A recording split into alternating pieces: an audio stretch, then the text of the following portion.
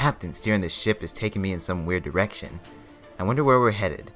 Either way, it looks like we aren't headed in a good direction, which yes, describes the organization that had a playoff team and turned it into a bunch of blah. When it comes to the Pirates, I don't know anymore with this team. But they did end up acquiring Corey Dickerson from Tampa Bay, and they also got Colin Moran, who will be thrusted into the fire for that, or from that Garrett Cole trade, mind you. And in terms of everything else in the lineup, there's Josh Bell, there's Starling Marte, Josh Harrison, Gregory Polanco.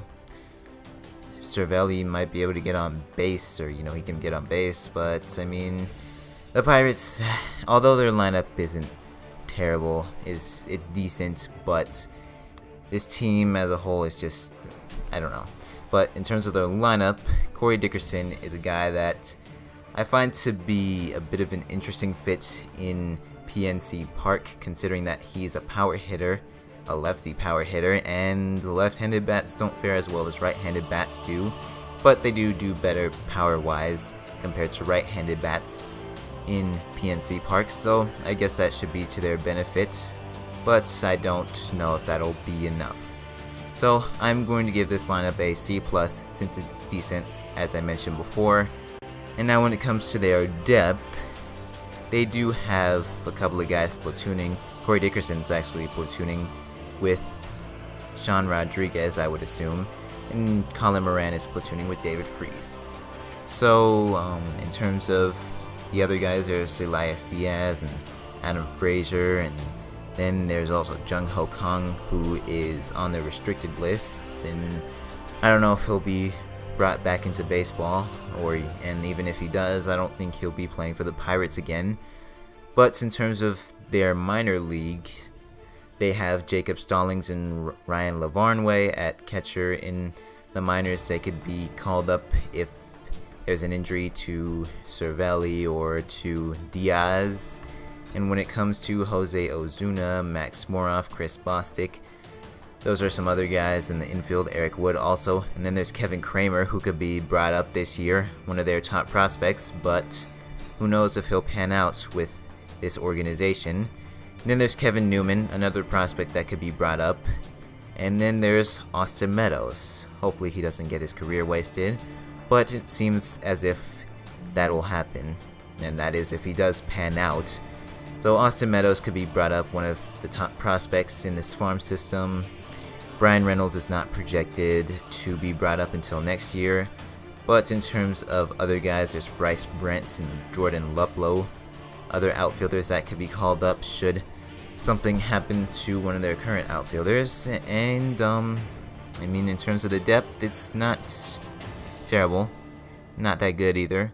So I give it a grade C. And now when it comes to the rotation, first off there's Nick Turley, who is on the restricted list, also suspended for 80 games. I'm not sure why, but he's a Rule 5 draft pick. And then there's Ivan Nova, Trevor Williams, Chad Cole, Jamison Taillon, and Joe Musgrove in the rotation. Jamison Taillon is very good. Hopefully he'll have a good season this year. And then there's Trevor Williams and Joe Musgrove. I mean, in terms of the rest of the rotation, we'll see how it goes. Musgrove and Williams are projected to be solid, and Cole and Nova are projected to be okay. So I'll give this rotation a C. In terms of guys that could be brought up, there's Nick Kingham, whom can be brought up this year. Mid-2018 is his MLB ETA. We'll see if he doesn't get his career wasted. And now when it comes to the bullpen, they have a couple of injuries to Nick Birdie and AJ Schugel. Birdie has Tommy John surgery, or had it, on the 31st of May last year. So we'll see when he returns, supposed to return before mid-2018. And Schugel has shoulder discomfort, so he's probably not going to be available for opening day. But for Felipe Rivero in the bullpen, he's their best reliever, and he's going to be their closer. In terms of other guys, there's George Cantos and Edgar Santana and Stephen Brault.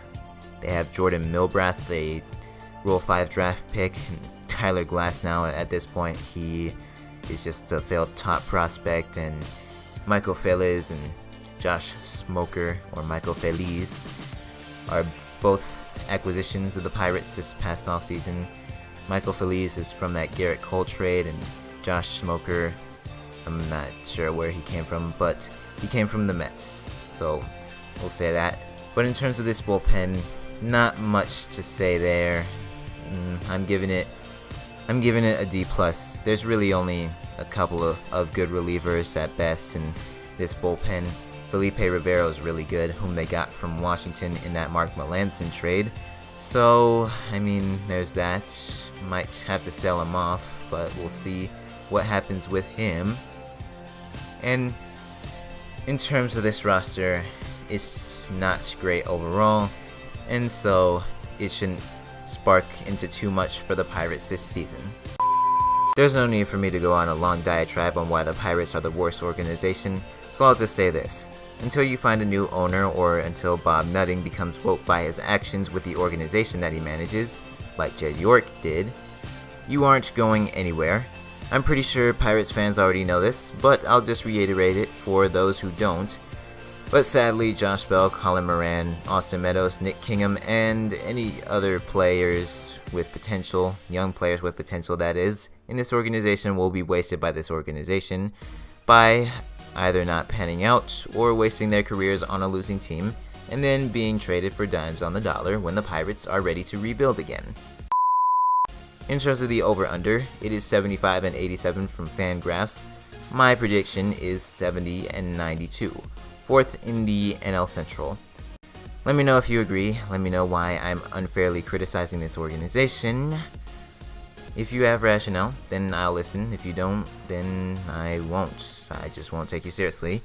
But either way, I will end off the video right here. So long.